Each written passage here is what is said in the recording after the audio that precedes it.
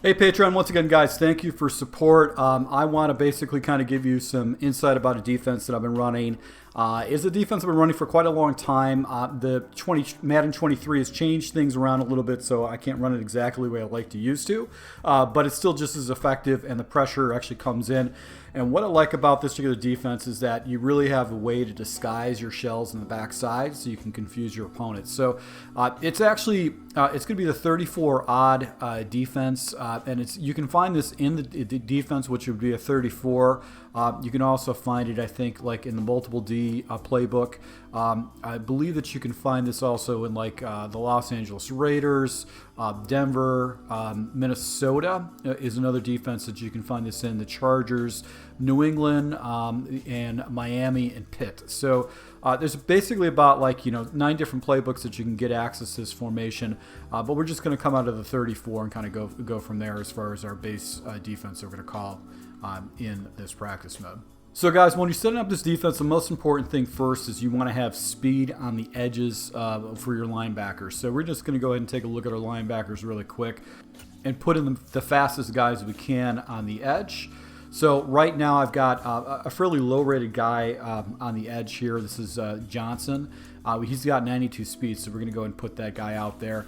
And then off to the other side, basically what we can do is we can go ahead and put another linebacker with fairly good speed, and we can take out this wide guy and put in this Dean guy. So I've got 89 speed on the outside. I've got basically some fairly fast linebackers on the inside, and then on the outside I've got a 92 speed rusher out there. So that's what's important about this, is having some really good speed to get out to the pressure. Now, at your defensive back situation, you can go ahead and leave basically the guys that you have as is. But you might want to take one of your safeties and actually replace these guys with a safety. So as you can see here, we got some pretty good speed with the safety. This guy might be swapped out by that. But they're not going to, you want to have defenders that actually have pretty good man coverage, because we're going to be using a lot of aggressive man blitzing just to kind of to start off the game, and then we'll jump into other types of shells from there. Now, from my coaching adjustments, basically I always base a line. I want to have a blitz available to me and have a nice tight box where I don't think my opponent's going to run against me, and then I put him in a passing situation. Ball in the air, I always go play ball. It's going to give you an opportunity to get interception. Option defense, I always go conservative. I want to take away that run with the quarterback, and after you go ahead and catch a quarterback on a read option or some type of a glitchy play a couple times, they don't do it anymore, and you can swap it over to basically aggressive or just balanced or whatever. For strip ball, I usually leave as balanced because I find I get a lot of penalties, and then tackling, I'm going to go ahead and do aggressive. I never see to get any kind of disadvantage of doing aggressive tackling. Now, we can play around with the zone flats. That's kind of a little bit more of advanced type coverage shells that you can do, in particular the flats. But usually what I'm going to do is I'm going to either keep the zone coverages default or match. That's going to be probably what I'm going to do. We're going to leave match right now. We're going to kind of go. Now, the next thing you're going to do is you want to set up your audibles. Basically, I'm going to be using a fairly aggressive blitz, and I want to have myself some coverages I'm going to jump into. So the first thing I'm going to do is I'm going to take this cover one robber. I'm going to go ahead and pull this out, and I'm going to go ahead and put in a different type of a coverage, which would be like a cover 4 shell. So typically what I like is the cover 4 drop. That's just my preference. Those guys all just drop out in nice zones and depths. The Storm Brave, we can go and swap that out for something somewhat unique. So something unique you could do with Storm Brave is actually use the cover 6, just to catch your opponent off guard, because you have a lot of match coverages off to the right, and then you have like kind of a zone cover 2 off to the left. I'm going to leave cover 3 sky, or I'll swap that out for cover 3 seams. I think seams is a little bit better. And then basically cover 2 a shell, I'm going to leave as is. Now, what I'm going to do is out of the huddle, I'm always going to go ahead and call the pinch buck. And how I set this defense up is the following. I'm going to go ahead and pinch my lines down, my linebackers down, and I'm going to go ahead and slant inside my defensive line. And then I'm going to press. And then what I'm going to do is I'm going to do over the top coverage. So I'm going to hit my triangle or Y button and actually click over the top. And then I'm going to use this guy right here. Now the reason I do this is because this is going to essentially give me a positional player. I like to go ahead and throw him in the gap, but I also want to try to protect myself by putting him over where the defensive tackle's at. over the middle of the nose tackle, because that means that the blocking has to reach me, and it gives me just a free running lane. Now, with this too, you want to probably hold your trigger or something like that, just so you'll shuffle as soon as the ball is snapped. I can't do that in practice mode, but all I'm really going to do is just try to go ahead and take away some reads. And what I like about it is that the pressure comes in with this aggressive 7-man blitz. And the computer thinks 7's coming, but you're sending 6. So unless he blocks 6 or 7 people, you're always going to get somebody in and make a play. So this is what's cool about it, is that you're always going to have pressure coming off the edge, and it's very hard for the line to pick that up. And then all I'll really do is I just kind of user away some of the routes over the middle. So just really easy setup. And if I crash the defensive line down, what that does is essentially it gives that edge pressure off the edge, especially if you use her over here. You can probably get that left defender off the edge like this. See how he comes off the edge? It's because the line is overwhelmed. They don't know what to do, and they can't block everything.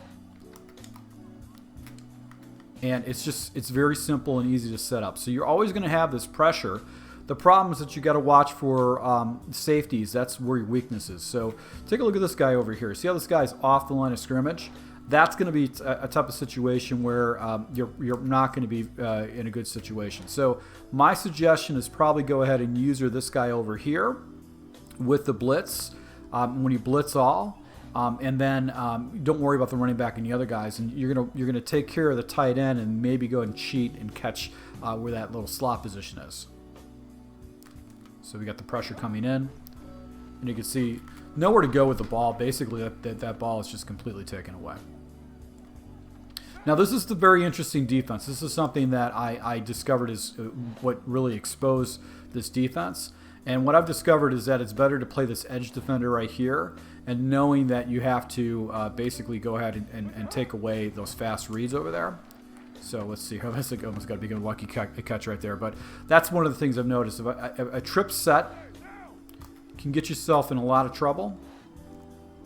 And you also want to try to give yourself, give your opponent kind of a fake out. So right there, you can see he's got to get rid of the ball. He's only got a few seconds. But the pressure comes in. The line doesn't really go ahead and catch it at all. So this is the base defense that I like to use, and then what you want to do is you want to throw in some other types of adjustments with this man blitz, because eventually your opponent's going to go and have some type of answer, or he's going to figure out some type of an answer to this man blitz. And what you'll have to do is you're going to have to go and start playing around with your coverages.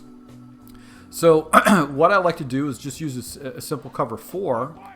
Give my opponent the same type of a look, press these guys down,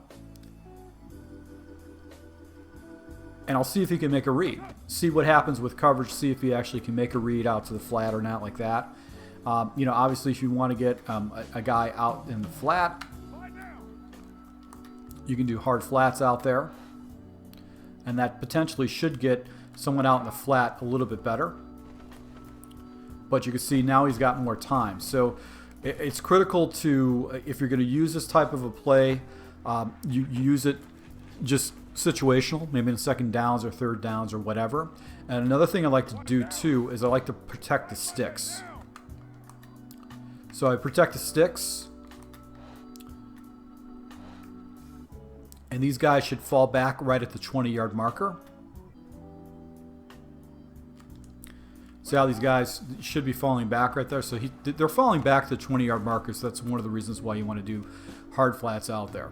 But this is another change of pace. Now, another defense that I'll use is going to be basically Tampa 2, and I'm going to show my opponent the same type of a look.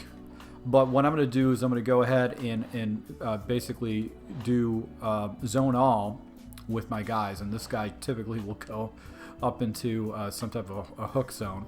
And then another adjustment that I'm going to do is I'm going to go and take my middle linebacker and actually put him in a deep zone. And this allows me to have a guy over the middle, and I'll either spry this guy up or blitz him up.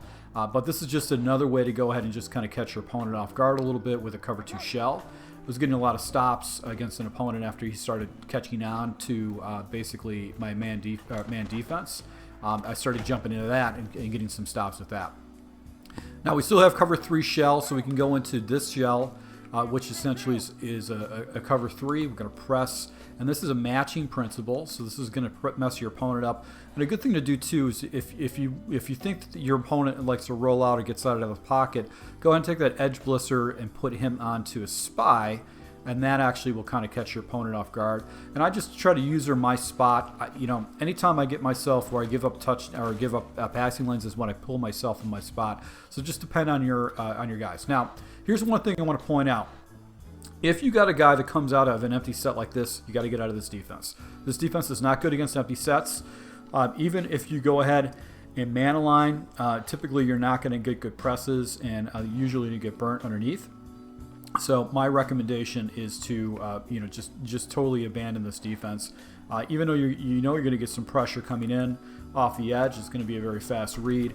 I say 9 out of 10 times it's not worth it. You usually get burnt with this type of stuff. So if you did get caught into it, just go ahead and man align, press down, just play a gap right here, and then, you know, go ahead and use your way the area that you think you want to do. But you can see how he can get stuff off like that against that defensive set. So you want to have basically a set where there's some type of tight end or something close or bunched.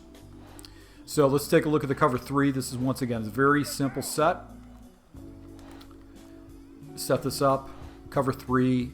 This has got a lot of matching principles. So most of your opponents are not going to be able to read things correctly because the guys are falling back at different routes. So that's another play that you can throw into your scheme. And then if you jump into cover 6 too, this is going to kind of throw your opponent off guard.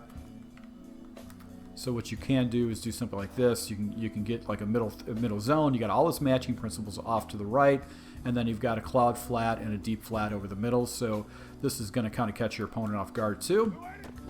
So he's probably, look at all these deep plays, or these deep, like it kind of looks like a Hail Mary in that type of situation. But that's just another thing that you can throw in. I'm going to go ahead and try to redefine this against certain types of offenses that are online. So I'll be working on this for you guys, but this is just a sample of a defense I'm using. I'm going to show you some gameplay right now so you can see me really just having an opponent that had a hard time with it. And after I was up on a few different scores, I started screwing around on offense and testing things, and it kind of gave this guy some life, but for the most part, he had a hard time with this defense. So once again, thank you guys for your support. Until next time.